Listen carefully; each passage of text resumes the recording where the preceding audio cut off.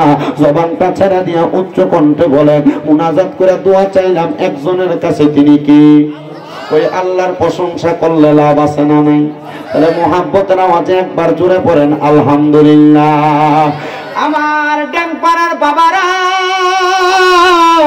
ও পর্দার অন্তরালের মা, গভীর মনোযোগ দিয়ে আবার বয়ানটা শ্রবণ করবেন।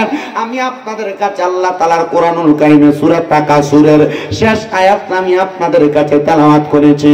আমার আল্লাহ তাআলা কোরআনুল কারীমের মধ্যে কত সুন্দর করে বলতেছেন, আপনারা পড়েন, আউযু বিল্লাহি মিনাশ শাইতানির রাজীম, বিসমিল্লাহির রাহমানির রাহিম, সুম্মা লাতুসআলুন্না ইয়াওমাইযিন আনিন নাঈম। আপনারা জবানটা খুলে কোন ঘোষণা যিনি করছে তিনার নাম কি? আমার আল্লাহ ডাক দিয়া কয়, জগতের মানুষেরা, নিশ্চয়ই নিশ্চয়ই তোমাদেরকে আমার আল্লাহ তাআলার নিয়ামত রাজি সম্পর্কে অতি সত্বর জিজ্ঞাসিত করা হবে, প্রশ্ন করা হবে। মুসলমান, আল্লাহর নিয়ামত কি একটাবার চিন্তা করছেননি?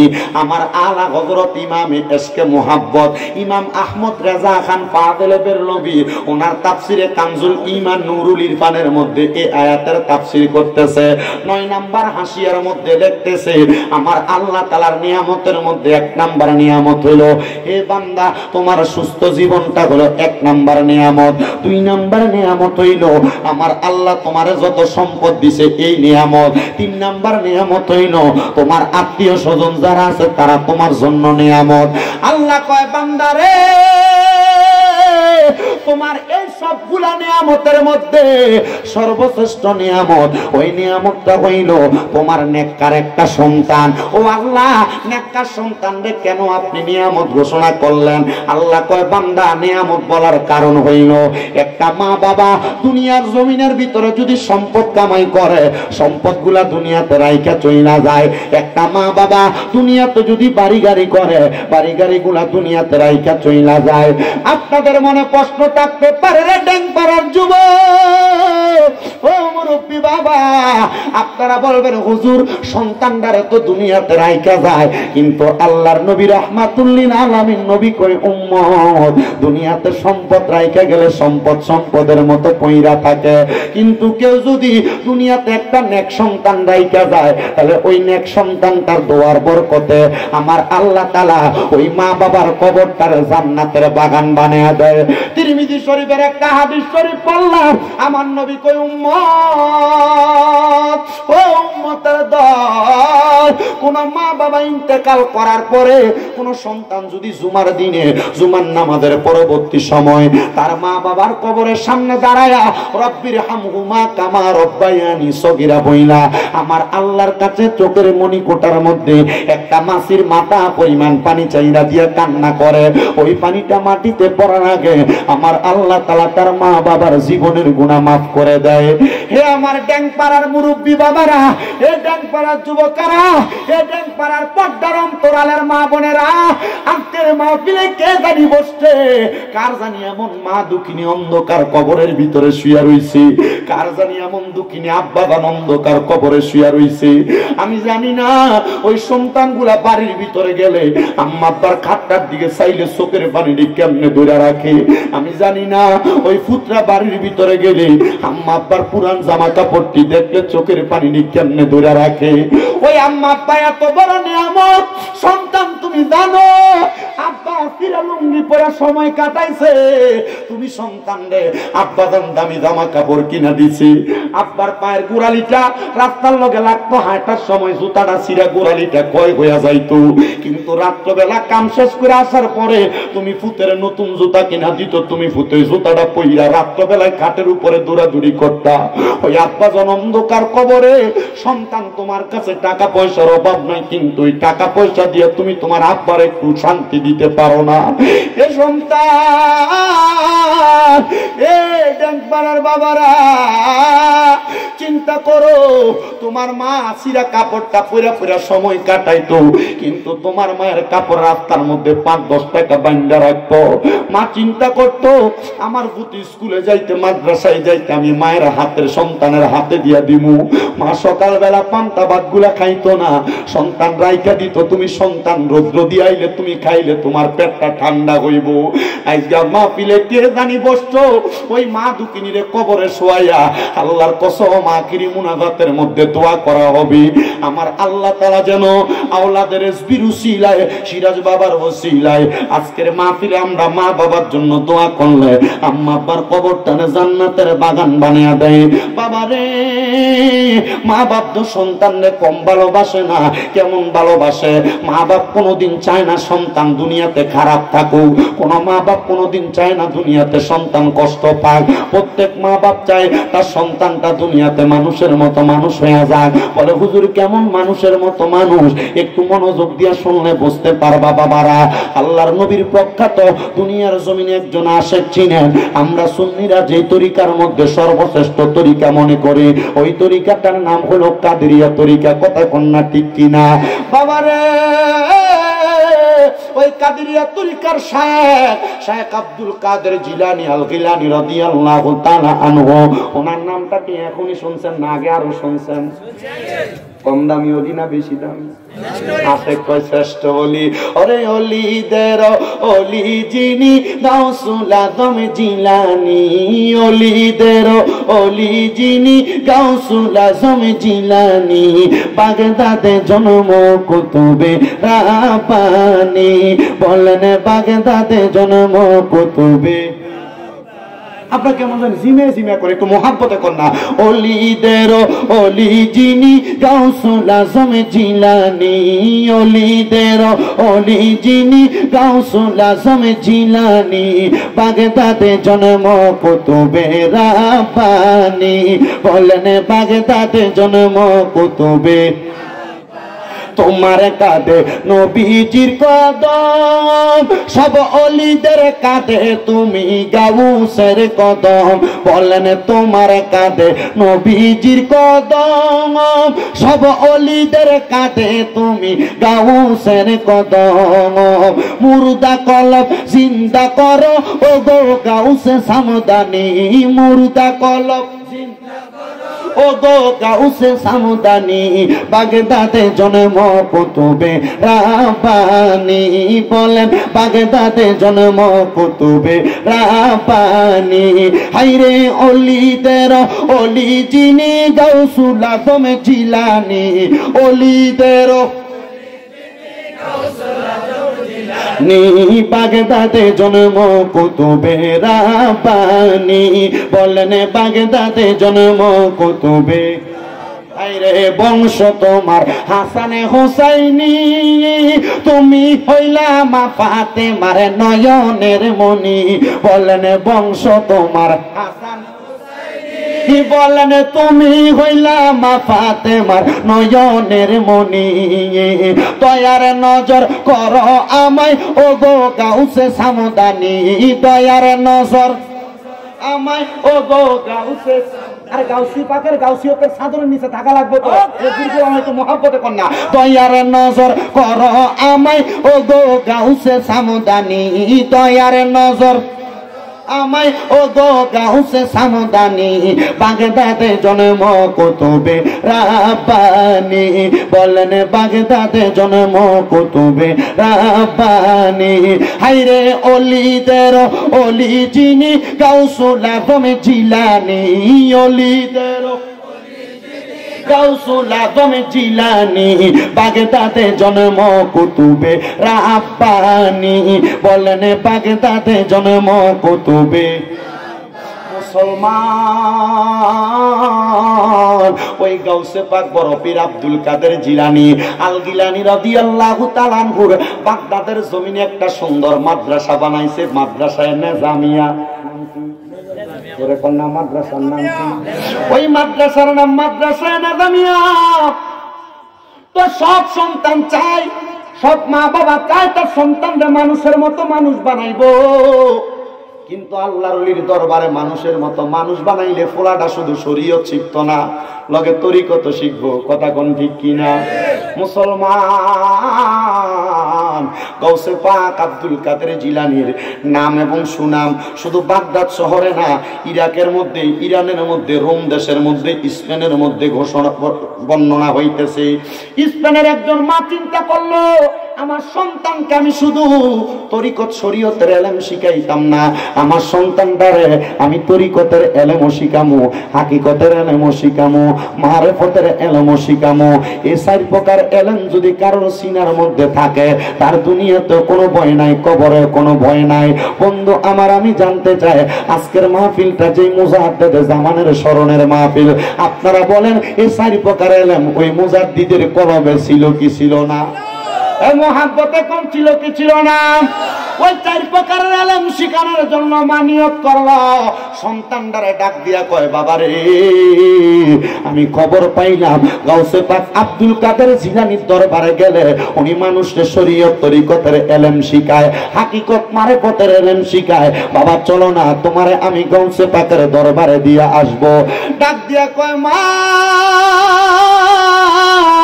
গাউসে পাকের দরবারে যাইবে, এটা তো স্পেন এলাকা থেকে অনেক দুর্গমা, আপনি কেমনে আব্দুল কাদের জিলানীর দরবারে যাইবেন? আমার তো বাবাও দুনিয়াতে নাই, আমি কি একা একা আমার গাউসে পাকের দরবারে থাকবো? মা কয়, সন্তান, আমি মা প্রয়োজনে গাউসে পাকের দরবারে দাসী হইয়া থাকবো, আমি প্রয়োজনে গাউসে পাকের দরবারে বান্দি হইয়া থাকবো, তবুও তুই সন্তানরে গাউসে পাকের দরবারে চার প্রকারের এলেম শিখাইমো। ওই মা সন্তানদারে লইয়া গাউসে পাকের দরবারে যখন হাজির হইছে, আব্দুল কাদের জিলানীরে ডাক দিয়া কই, হুজুর আসসালামু আলাইকুম ইয়া ওলি আল্লাহ, আপনার কাছে আমার একটা আবদার গো হুজুর, আমার স্বামী দুনিয়ার জমিনের মধ্যে নাই, আমার সন্তানটারে আমি চাই আপনার দরবারের মধ্যে রাখার জন্য।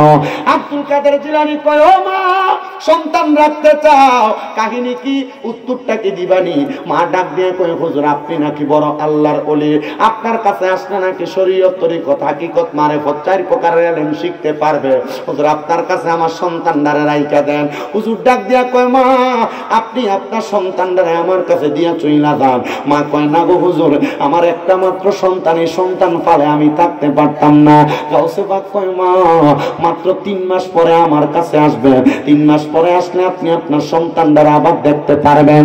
মা কয়, হুজুর 3 মিনিট যত থাকতে পারতাম না, তাহলে 3 মাস পরে কেমনে আসবো? আমি কিন্তু আপনাদের দোয়ার বরকতে কুমিল্লাতে 6টা মাদ্রাসা চালাই, আপনাদের দোয়ার বরকত আমি গুনাহগারের কুমিল্লাতে 6টা মাদ্রাসা চলে। আমার মাদ্রাসায় কোনো ছাত্র ভর্তি করাইলে আমিও কিন্তু গাউসে পাকের মতো করে তারা একটা আদেশ করি, কমপক্ষে 3 মাস পোলারে ছুটিতে বাড়িতে নিতে পারতেন না, কারণ 3 মাস একটা পোলা মাদ্রাসায় থাকলে এমনি মাদ্রাসায় মন টিকা যাইব গা। গাউসে পাক কয়, মা, আপনি আপনার ছেলেটারে 3 মাস দেখতে আসতে পারবেন না। মা কয়, হুজুর যদিও কষ্ট হয়, এলেম অর্জন করানোর জন্য আমি মাইটা মানতাম রাজি। মা কান্দে, সন্তান তারা গাউসে পাকের দরবারে দিয়া মাটা এবার চইলা যায়। এবার ওই মা যখন দূরে যায়, সন্তান মায়ের পেছনে তাকে তাকে কান্দে। গাউসে পাক হুজুর আব্দুল কাদের জিলানী সন্তানটার ওনার কাছে আইনা সুন্দর করে বোঝায় মাকে বিদায় করে দিছে। ওই মা জননী গাউসে পাকের দরবার থেকে যখন চইলা যায়, গাউসে পাকের দরবারে ওই মা আর আসেন না। ওই সন্তান গাউসে পাকের দরবারে খেদমতে এমন ভাবে নিজের জীবনটারে বিলাইয়া দিছে, বিলাইতে বিলাইতে সন্তানকে আমি গাউসে পাকের দরবারে এলেম চর্চা করা লাগে নাই। গাউসে পাকের মুরানি জবান দিয়া যা বলছে তা আমার সিনার মধ্যে আটকে যায়, গাউসে পাক যা বলে তার কথাগুলো আমার সিনার মধ্যে আটকে যায়। ও বন্ধুরে, রেজবি হুজুর কেবলার লগে যে পাগলরা ঘুরছে এরা জানে, এরা জিগাইবা হুজুরের সাথে চললে, হুজুরের লগে ফিরলে হুজুর মুখ দিয়া যেই কথাটা বলতো, এটা ইমানের একটা চেতনা হিসেবে ভিতরের ভিতরে দায়িত্ব নিত। খেজুর কাটা আপনার পায়ের ভিতরে যদি গাইতে পায় বাইর করে ফেললে ব্যথা থাকবে। রেজবি হুজুর কেবলার ইমানের চেতনা যার ভিতরে আছে, এই ব্যক্তি দুনিয়ার যেই প্রান্তে থাক না কেন, ইমান ব্যস্ত না, ইমান ব্যস্ত না, ইমান ব্যস্ত না। ওই গাউসে পাকের পাগল ওই ছেলে ডাক দিয়া কয়, বয়স মাত্র 8 5 বছর আমার মা আমারে গাউসে পাকের দরবারে দিয়া চইলা গেছে, আমার মার একটু মায়া লাগছে না। তবে আমি মনে মনে চিন্তা করলাম গাউসে পাকের দরবারে মাত্র 3 মাস থাকা অবস্থায় গাউসে পাক আব্দুল কাদের জিলানীর দরবারে মা লাগবে না, বাবা লাগবে না, মা বাপ যদিও দূরে থাকে, আমি যদি এই আলেমগুলা সিনার মধ্যে লইয়া দুনিয়ার জমিনে থাকতে পারি, আমি আমার মা বাপ যেখানে থাকুক দোয়া করার কারণে আমার আল্লাহ তাআলা আমার মা বাপরে মাফ করে দিব, আমার আল্লাহ তাআলারে আমার মা বাপরে ভালো রাখবো। ওই ছেলেটাই কথা বলতে বলতে 1 দিন 2 দিন 3 দিন 4 দিন করতে করতে গাউসে পাকের দরবারে 3 মাস পর্যন্ত সময় কাটাইছে। 3 মাসের মাথায় ছেলেটার মাটা গাউসে পাকের দরবারে হাজির হয়ে গেছে। গাউসে পাক আব্দুল কাদের জিলানী এই জায়গায় বসা, ওনার পাশের জায়গার মধ্যে ছোট ছেলেটা বসা, গাউসে পাকের সামনে একটা খাবারের থালা, ছোট ছেলেটার সামনে একটা খাবারের থালা। জোরে কইতেন না বাবা মারহাবা, জোরে কোন না মারহাবা। গাউসে পাক আব্দুল কাদের জিলানী আল গিলানী মুহিউদ্দিন আল ফিসানি হুজুর গাউসে পাকের দরবারের দরজার মধ্যে ওই মহিলাটা দাঁড়ায় রইছেন। মহিলা তাকায় দেখে গাউসে পাক একটা খাবারের থালা নিয়ে খাবারগুলা ভক্ষণ করতেছে, আর ওনার সন্তান একটা খাবারের থালা নিয়ে খাবার ভক্ষণ করতেছে। আমার গাউসে পাক আব্দুল কাদের জিলানী যেই খাবারের প্লেটটার মধ্যে করে খাবার খাইতেছে, ওই খাবারের প্লেটটার মধ্যে শুধু ভাত না, ভাতের সাথে একটা তাজা মুরগি সুন্দর করে রান্না করে গাউসে পাকের পাতে দেওয়া। গাউসে পাক একে একে ওই মুরগিটা নিজে নিজে খাইতেছে, আর ওই ছেলেটার পাতের মধ্যে শুধু লাউ রান্না করা লাউ, ওই ছেলেটা লাউ খাইতেছে। মহিলা গাউসে পাকের সামনে আইসা কোনো সালাম নাই, কোনো কালাম নাই, আইসা ডাক দিয়া কই, রে আব্দুল কাদের জিলানী, আমি খবর পাইছিলাম আপনি নাকি মুহিউদ্দিন আল গিলানী আল ফিসানি, কিন্তু আপনি যে কামটা করছেন এটা দেখে আমার ভালো লাগে নাই। আপনার ভিতরে কি একটু ইনসাফ নাই? আপনি কেমনে একা একা তাজা মুরগিটা ভক্ষণ করলেন, আর আমার সন্তানটা আপনার চোখের সামনে লাউ দিয়া খানা খায়, আপনি আমার সন্তানটারে কোনো কিছু করলেন না? একটু গোস্ত কি আপনি আমার সন্তানটারে দিতে পারলেন না? গাউসে পাক ডাক দিয়া কয়, ও মা, আপনার সন্তান লাউ খাওয়ার উপযুক্ত, এই জন্য আমি তারে লাউ দিয়া খানা দিছি। আমি আব্দুল কাদের মুরগ খাওয়ার উপযুক্ত, এই জন্য আমি মুরগ দ্বারা খাবার আহার করতেছি। মহিলা ডাক দিয়া কই, হুজুর আপনার কথার বেদনা তো আমি বুঝতে পারলাম না। ডাক দিয়া কই, শুনো শুনো শুনো এ মহিলা, আমি আব্দুল কাদের আমার আল্লাহ তাআলা ক্ষমতা দিছে, একটা মুরগি খাওয়ার পরে আমি গাউসে পাক আল্লাহর হুকুমের মাধ্যমে মুরগিটার জিন্দা বানাইতে পারবো। তোমার পুতে পারতো না, এই ক্ষমতা এখনো তোমার সন্তান অর্জন করে নাই, এজন্য তোমার সন্তান মুরগি দ্বারা খাবার আহার করে না। ডাক দেখো হুজুর, তাহলে লাউ যে খাওয়ান আমার পুতে কি এই লাউটা খাওয়ার কারণে একটা তাজা লাউ বানাইতে পারবো? ডাক দিয়ে কয়, মা তুমি তোমার সন্তানকে জিগাও, আমার জিজ্ঞাসা কইরো না।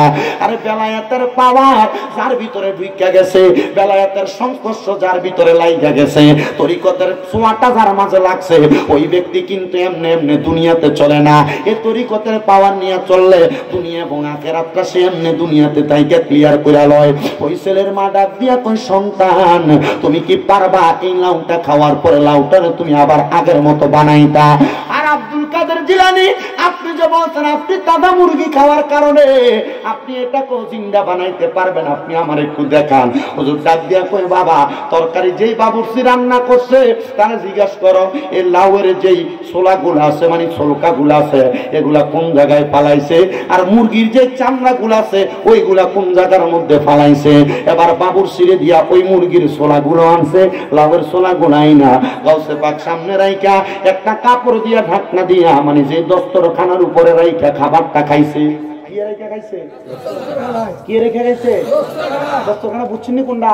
খানা খাওয়ানোর সময় যেটা নিচে দিয়ে খায় আলাদা একটা কাপড়, এটা দস্তরখানা কর। আপনার এই দস্তরখানাটা একটু করার চেষ্টা করে না দেয়, বলে হুজুর আমরা তো টেবিলে বইয়ে খাই, টেবিলে বইয়ে খাইতেছেন, পাওয়াটা তো তার থেকে একটু সরাই খাইয়েন। টেবিলে বইয়ে খাইতেছেন তো টেবিলের উপরে আলাদা একটা কাপড় বিছিয়ে দিয়ে, তাহলে এটা দস্তরখানা আদ হয়ে যাবে। আমার বাবা কন্যা, আর আমরা যে ডিজিটাল লোক আইছে বিয়া বাড়ির ভিতরে গেলে জুতা ফাঁড় থেকে খোলানোর সময় নেই, জুতা ফাঁড় একটু এলে আমরা কথা কন না কেন? আর বাবা শিখিয়ে দিয়ে গেছে মুদ্রা সুন্নত জিন্দা করবা, মুদ্রা সুন্নত এর লাগে নামের আগে দিয়ে মহিউস সুন্নাহ আসেনি, শুনে কি লেগে লাগছে মুদ্রা শূন্য জিন্দা করে দিয়ে গেছে মারাবা কন্যা কেন আর মোহাব্বতে কন্যা মারহাবা আমার মুসলমান ইমানদার গাউসে পাকের দস্তরখানাটা দিয়া ওই মুরগির চামড়া গুলার এভাবে ডাকনা দিছে আর ওই ছেলেটা তার খাবারের দস্তরখানা দিয়া সুন্দর কইরা তার লাউয়ের সুলকা গুলা এভাবে সুন্দর করে ডাকনা দিছে গাউসে পাক কই কুম্বি ইদনিল্লাহ আল্লাহর হুকুমে দাঁড়ায় যাও ডাক দিয়ে কই মা আমার দস্তরখানাটা তোলেন মহিলা কই দস্তরখানা তুলতে দেরি আমি দেখলাম একটা মুরগি আমার সামনে দিয়ে হাইটা জায়গা আমার ফুটেরটা আমি তাকে দেখলাম আমার সন্তান কুম্বি ইদনিল্লাহ কইয়া কত সুন্দর করে কাপড়টা ছড়াইছে আমি দেখলাম আমার পুতের চাদরের নিচে কত সুন্দর একটা তাজা লাউ দেখা যায় আমি কইলাম আব্দুল কাদের জিলানী আপনার কদমের মধ্যে আমি হাতটা রাখলাম আমি বুঝতে পারি নাই আল্লাহর ওলির কুদরতের খেলা এই জন্য আশেকটা বলতেছে রে কেউ বুঝিতে পারে না রে পীর মুর্শিদের খেলা হায়রে কামেল পীরের খেলা আরে জোর করিয়া বুঝতে গেলে তার গটে মরণ জ্বালা হায়রে জোর করিয়া বুঝতে গেলে তার গটে মরণ জ্বালা কেউ বুঝিতে পারে না রে ওলি আল্লাহর খেলা হায়রে ওলি আল্লাহর খেলা ওরে শক্তির জীব সরে কারো কেনাগি ফুটে না আবার 6 মাসের কালের দয়াল পাইছে 16 আনার দয়াল পাইছে 16 আনা দয়াল জোর করিয়া দিবে তোরে জোর করিয়া দিবে তোরে ববের যত প্রেম জ্বালা কেউ বুঝিতে পারে না রে ও খেলা হায়রে পীর মুর্শিদের খেলা হায়রে ওলি আল্লাহর খেলা হায়রে পীর মুর্শিদের খেলা দুনিয়াতে নাও কান্দায়া আখেরে কান্দায়ও না আবার ওলি আল্লাহর গোলাম না বানাইয়া মতের ডাক দিও না রে দয়াল আজরাইল পাঠাইও না আরে যদি থাকে পীর কদমে যদি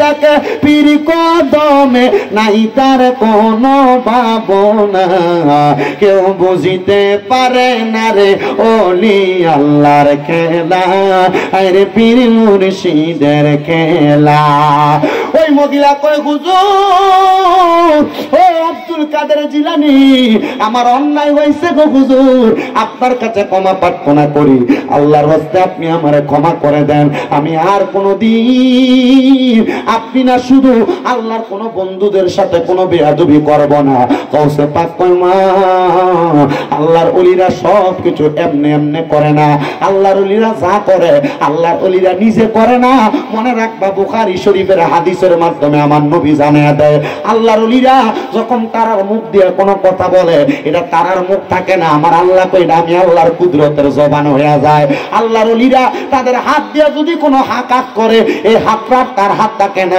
আল্লাহ কই এটা আমি আল্লাহর কুদরতের হাত হয়ে যায় আল্লাহর ওলিরা তাদের চোখ দিয়ে যদি কোনো কিছু করে আমার আল্লাহর নবী ডাক দিয়ে কয় এটা আর তার চোখ থাকে না এটা স্বয়ং আমার আল্লাহর কুদরতের চোখ হয়ে যায় আমার এই জাংপাড়ার বাবারা ও পর্দার অন্তরালের মা মহিলাটারে কাউসে পাক কয় মা তোমার ফুটটারে তুমি কেন আমার দরবারে পড়াইবা মহিলা কয় হুজুর আমার সন্তান যদি এই সাইরেলেমের ধনী হয় আপনি গাউসে পাকের বরকতে আমার আল্লাহ তাআলা আমার কবরটারে জান্নাত বানিয়ে দিব ডাক দিয়ে কয় মা আপনার সন্তানরে আর আমার কাছে পড়ানো লাগবে না আপনি নিয়ে যাইতে পারেন মহিলা কয় হুজুর আমার সাথে রাগ কইরা নি গাউসে পাক আপনি আমারে ফিরিয়ে দেন ফিরিয়ে দিয়েন না আমি জানি আল্লাহর ওলিদের সাথে বেয়াদবি করলে আমার আল্লাহ তাআলা তার সাথে যুদ্ধের ঘোষণা করে হুজুর আপনি আমার এখান থেকে ফিরিয়ে দিয়েন না আমি আপনার কাছে থাকতে চাই আমি দেখছি কত মানুষ রেজবি মাওলার সাথে বেয়াদবি কইরা ক্ষমা চাইতে গেছে ক্ষমা পাইছে না আবার কত মানুষ রেজবি মাওলার পেছনে পেছনে ছিল ওই মানুষগুলা দুনিয়ার জমিনের মধ্যে এমনি এমনি মানুষ হয় নাই তাদের আমাদের টাকার অভাব নাই, পয়সার অভাব নাই, ধন দৌলতের অভাব নাই। কারণটা কি জানো রে বাবারা? এটার কারণ হইল রেজবি মাওলার একটা নুরানি নজর, রেজবি মাওলার ইমানি পাওয়ারের একটা নজর ছিল। আমি শামীম দাদার বয়স যখন মাত্র 9 বছর বয়স, 9 বছর বয়সে কুমিল্লা শহরের মধ্যে গুদুরপুকুর পার একটা এলাকা, যে এলাকার মধ্যে আমার একজন খালুর বাড়ির মধ্যে রেজবি মাওলা যাইতেন। আমি একদিন মাথার মধ্যে সবুজ একটা পাগড়ি লাগাইয়া রেজবি মাওলা ডান হাত করে ওনার ডান গালের সাথে লাগিয়ে শুয়ে রইছে। উনি ওই জায়গার মধ্যে যখন শুয়ে রইছে, আমি ওনার দেখার বার লাগে ওই জায়গার ভিতরে ঘরের মধ্যে প্রবেশ করছি। হুজুর আমার দিকে সামনে ডাক দিয়া কই, পাগলা কোন ক্লাসে পড়ো, কোন জমাতে পড়ো? কোন জমাতে পড়ো? ক্লাস তো কইতো না, জমাত। কোন জমাতে পড়ো? আমি কইলাম হুজুর মাত্র মাদ্রাসার ভিতরে ক্লাস 4 এ পড়তেছি। সামনে ডাক দিয়াই না আমার পাঞ্জাবির বুকটা খুইলা রেজবি মাওলা আমার বুকটার ভিতরে অন্য একটা থাপ্পড় দিয়ে দিছে। আমি ওই সময় তার তরিকতের কোনো কিছু বালা করে বুঝি না, আমার মনে একটা কষ্ট গেছে। দেখছনি বেটা পিসাব মানুষ আমার বুকটার ভিতরে একটা থাপড় দিছে। আমি যখন আমার নানার কাছে যাই কইছি, না না আমি গেছি হুজুর বেটার লগে দেখা করবার লাগা, হুজুর বেটা আমার বুকের ভিতরে জোরে একটা থাপড় দিছে। কয় পাগলা কাম লাগিয়া গেছে।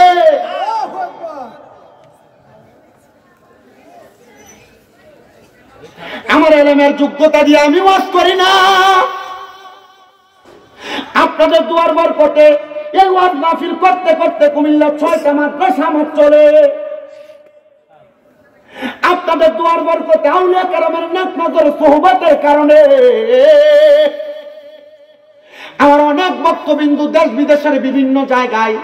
আজকে আপনাদের মাহফিলে আসার সময় ব্রাহ্মণবাড়িয়া যখন টস করে আমার একটা ছেলে ফোন দিয়া কই, হুজুর আপনি এক ওয়াদের ভিতরে বলছেন নবীর সুন্নত জিন্দা করলে নবীরে কবরে পাওয়া যাবে।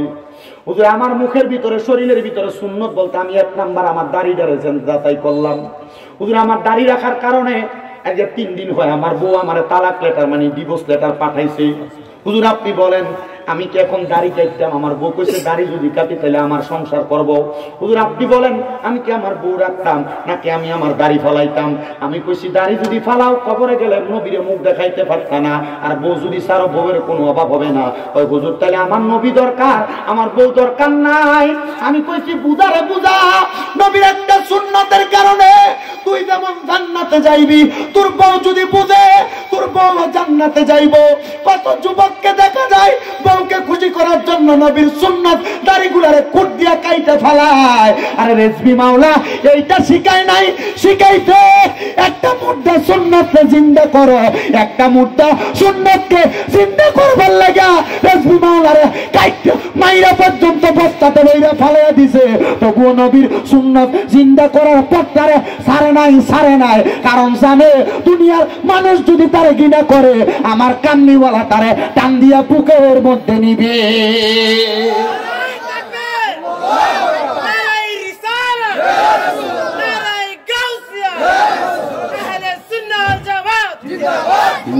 তোমার আত্মাতে মিশাইয়াতা কইতাম কত প্রেমের কথা গো, এখনকার কাছে কই মনের কথা রেজবি কেউ নাই আমার আপনা আগে জানি না তুমি এমন করে ছেড়ে যাইবার রেজবি আগে জানি না। রে একটি বাসায় 2টি পাখি কত যে আনন্দে থাকি গো, এখন তুমি কোথায় আমি কোথায় রেজবি কেউ নাই আমার আপনা। এখন তুমি কোথায় আমি কোথায় রেজবি কেউ নাই আমার আপনা আগে জানি না তুমি এমন করে ছেড়ে যাইবার রেজবি আগে জানি না।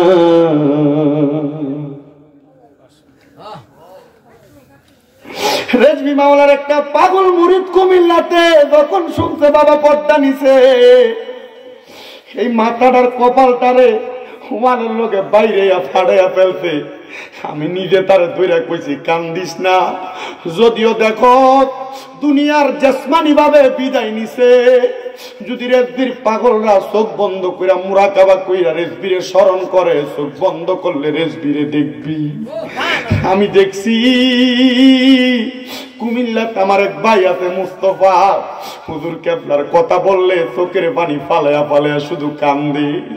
আরে কুমিল্লাতে অনেক প্রবীণ মুরিদ আছে, একটা পাগল আছে ময়নামতিতে, রেজবি মাওলার কথা বললে সে শুধু বুকের ভিতরে থাবড়ায়। জিগাইও সিরাজ বাবা আসলে, বাদান আপনি যে ময়নামতিতে যান ওই পাগলটারে আপনি দেখেননি? কত মানুষ দেখে রেজবি মাওলার কোন মাহফিল শুনলে রাত বিরাত দেখে না, হাইটা হাইটা চইলা যায়। আমি কত জায়গায় মাহফিল শেষ করে মাহফিল কমিটির বাড়িতে খাওয়া দাওয়া শেষ করে আসার সময় আধা পথের ভিতরে পাগলাটারে দেখছি। আমি কইতাম এমনি হাঁটো কেন? আমরা রেজবির পাগল, আমরার ভয় নাই।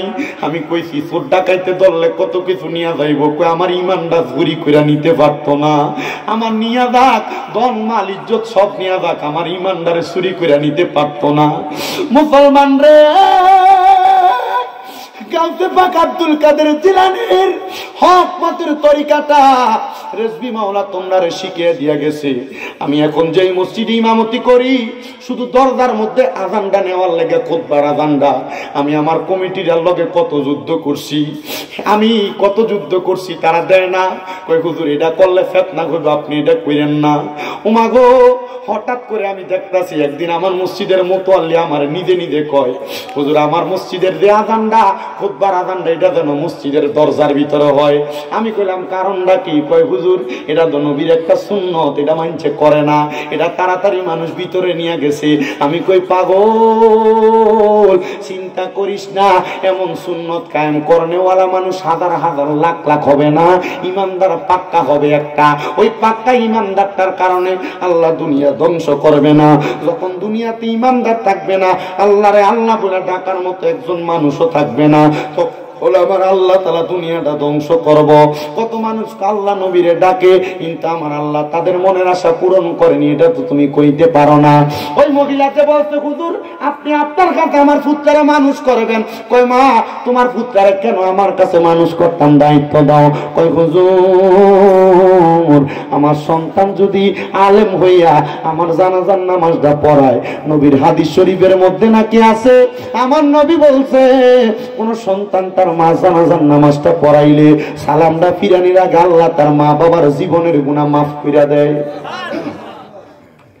হুজুর আমার শখ হইলো আমার পুত্র আপনার কাছে পয়রা আলেম বানাইবো, আলেম আমার জানাজা পড়াইবো। কই ঠিক আছে মা, 3 মাস পরে আইছো, এবার আর আইবা না, 7 বছর পরে আইবা। করে হুজুর দিয়ে আমার শাস্তি দেয় কি দেয়? আপনি মনে করছেন খালি বায়াত হয়ে গেলে শেষ কাম? না না, তরিকত সাধনা নাই। আমরা তো এমনি হুদা তরিকত গ্রহণ করে আমরা বুড়ি আর কি, নামের বুড়ি।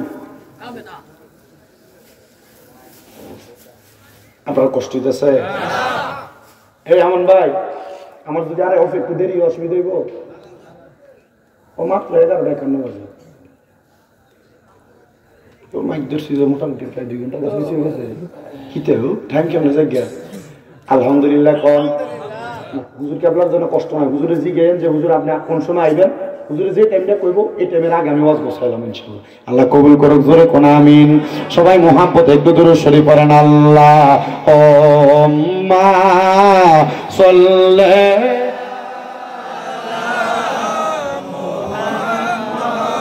ওয়া আলা আলি দেনা মোহাম্মদ ওয়ালা সাইয়্যিদিনা মোহাম্মদ। নবীর শানে প্রেমের ডোরি বান্দনা, নবীর শানে প্রেমের মন্ডে বান্দনা শয়নে ফনে দেখবা মদিনায় আল্লাহুম্মা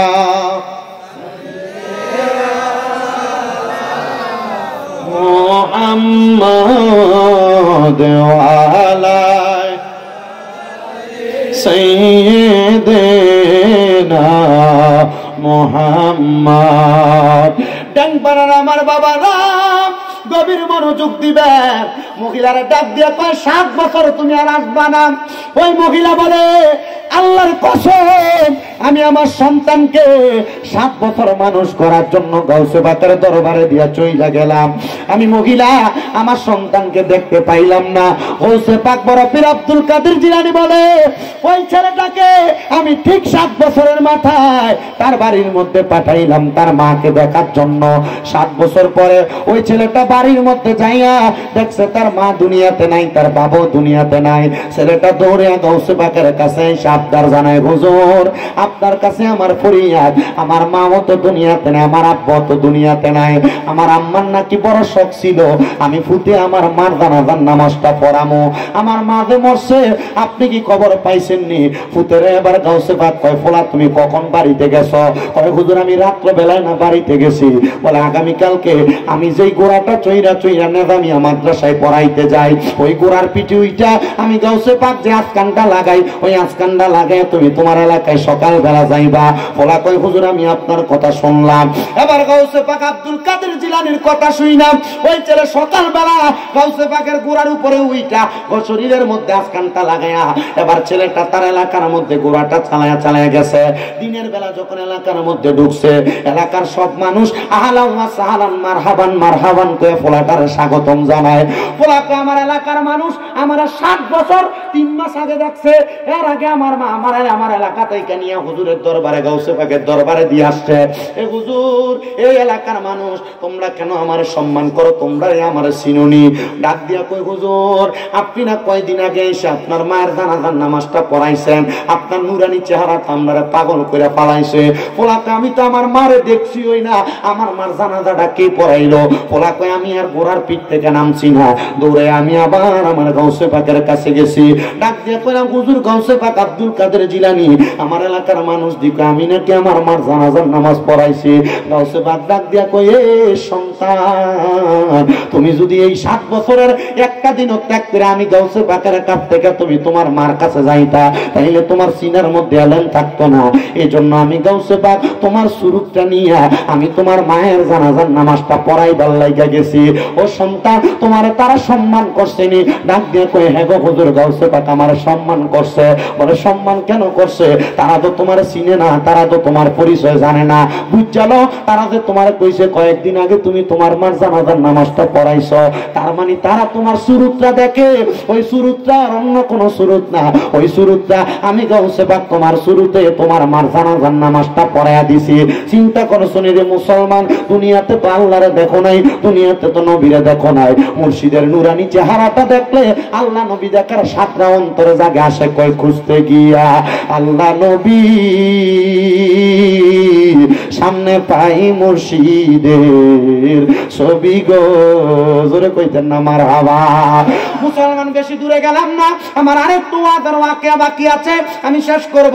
ছেলেটা বলে আমার মায়ের ইন্তেকালের পরে আমি আর আমার এলাকার মধ্যে যাই নাই, কারণ যে ঘরের মধ্যে গেলে আমি আমার মারে দেখবো ওই ঘরের মধ্যে আমি কেন যাব?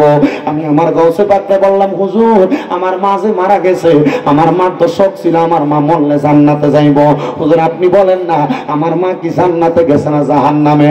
হুজুর কয় পাগলা বলো কে আমি দেখাম কেমনে? কবরের খবরটা আমি বলবো না। বলে কেন? বলে আল্লাহর ওলিরা তো সব খবর জানে, আপনি কেন আমারে জানাইবেন না? কয় বাবা তুমি যদি ওলি হও তাহলে তুমি তো তোমার খবর নিজেই জানবা, আমার কাছে ধন্না দিবা কেন?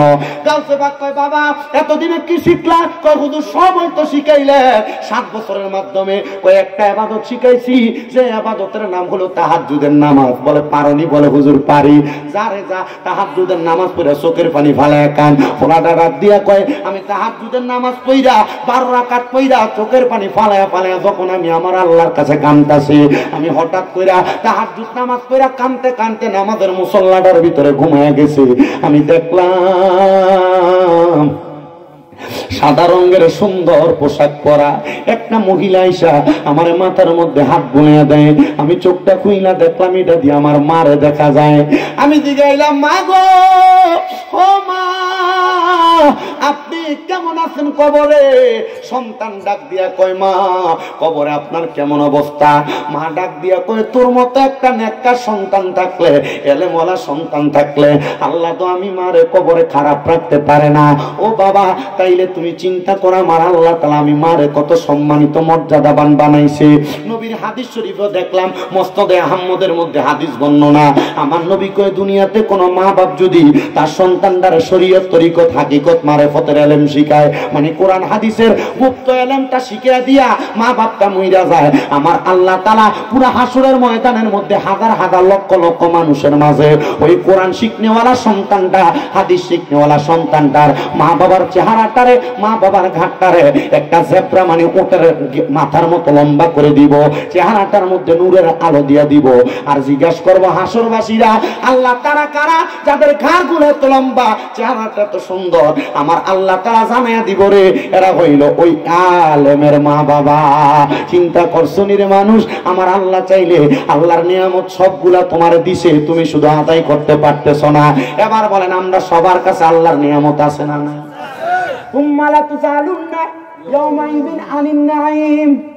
আল্লাহ কোন নিয়ামতের কথা দিগাইবো? তোমার কাছে তো তোমার বড় নিয়ামত তোমার সন্তান, ওই নিয়ামতটারে তুমি ভালো করে দুনিয়াতে মানুষ করো। এমন একটা সন্তান পাওয়ার জন্য আল্লাহর নবী ঈসা আলাইহিস সালাতু ওয়াস সালামের মার নাম হযরত মরিয়ম, হযরত মরিয়মের মার নাম হযরতে হান্না, হযরত হান্নার জামাইর নাম হযরত ইমরান আলাইহিস সালাতু ওয়াস সালাম। হযরত হান্না বলে আমার বিবাহ হয়েছে অনেক বছর হয় কিন্তু আমার গর্ভে কোনো সন্তান আসে না। আমি আল্লাহর কাছে কান্দি, আল্লাহ আমার একটা সন্তান দেন। আল্লাহ তো হযরত হান্নার সন্তান দেন না। ঈসা নবীর নানির কথা বলি, উনি বলতেছেন আল্লাহ তাআলা আমারে কোনো সন্তান দেয় না। তো ঈসা নবীর নানার কাম ছিল বাইতুল মুকাদ্দাস, বর্তমান যে ইসরাইল, নাম শুনছেন না? জেরুজালেম, বাইতুল মুকাদ্দাস ফিলিস্তিনের মসজিদ, ওই মসজিদের ইমাম ছিলেন ঈসা নবীর নানা। মারহাবা কোন না মিয়া? হযরত ঈসা নবীর নানা ওই মসজিদের ইমাম। একদিন ঈসা নবীর নানি হযরত হান্না আমার আল্লাহর কাছে দোয়া করে, আল্লাহ আমার যদি তুমি দুনিয়াতে একটা সন্তান না দাও তাহলে আমি আমার সন্তান ছাড়া দুনিয়াতে ইন্তেকাল করার পর আমার লেগে দোয়া করবো কি? ও তুমি কাউরে দিলা 10টা সন্তান, থাকার জায়গা নাই, আবার কাউরে দিলা কোটি টাকা, একটা সন্তান নাই, টাকা পয়সা ধন সম্পত্তি দিলা বেশি করে, কিন্তু মরার পরে কান্দে করে কবরে নামাবে কে তা? আরে রে প্রেমের খেলা খেলছো দয়াল রে, ও দয়াল তোমার খেলা চমৎকার, আসমানেতে বসায় আছো চাঁদ সূরজের বাজার রে, প্রেমের খেলা খেলছো দয়াল রে। দুনিয়ার মুসলমান ও পাড়ার বাবারা, পর্দার অন্তরালের মা, কত মহিলারা গর্ভে সন্তান আসে না কান্দে। আমি বলবো তাহাজ্জুদ নামাজ পড়ে আল্লাহর কাছে কানবা। কত বেড়ারা বিদেশ যাইতে পারে না কান্দে। ও বেড়ারা তোমার কাছে আমার আবদার, তাহাজ্জুদের নামাজ পড়বা। কত মানুষ ইনকাম করে বরকত হয় না, আমি কমু তাহাজ্জুদ নামাজ পড়ে কানবা। হযরতে ঈসা নবীর নানি হযরত হান্না তিনি বলেন আমি রাতে গভীর উইটা আমার আল্লাহর কাছে কান্দি। আমার আল্লাহ তাআলা খবর দিছে, ও হান্না তোমার গর্ভের মধ্যে একটা সন্তান দুনিয়াতে আগমন করব। হযরত হান্না কয় আমি এই খবরটা পাইয়া বড় খুশি হয়ে গেলাম, কিন্তু খুশির খবরটা পাইয়া আমি যখন মসজিদে আকসার সামনে যাইতে লাগলাম, বাইতুল মুকাদ্দাসের সামনে। আমি খবর পাইলাম আমার স্বামী মানে ঈসা নবীর নানা ইন্তেকাল করছে। এবার হান্না কয়, ও আল্লাহ, এতদিন আমার স্বামী ছিল, সন্তান পালন করার যোগ্যতা দিছিলা, এখন আমার স্বামী নাই, আমি কেমনে আমার সন্তানটারে লালন পালন করব? কে খাওয়াইবো, কে পড়াইবো? আপনারা বলেন রিজিক দিতে পারে একজন, তিনি কি? আল্লাহু খায়রুর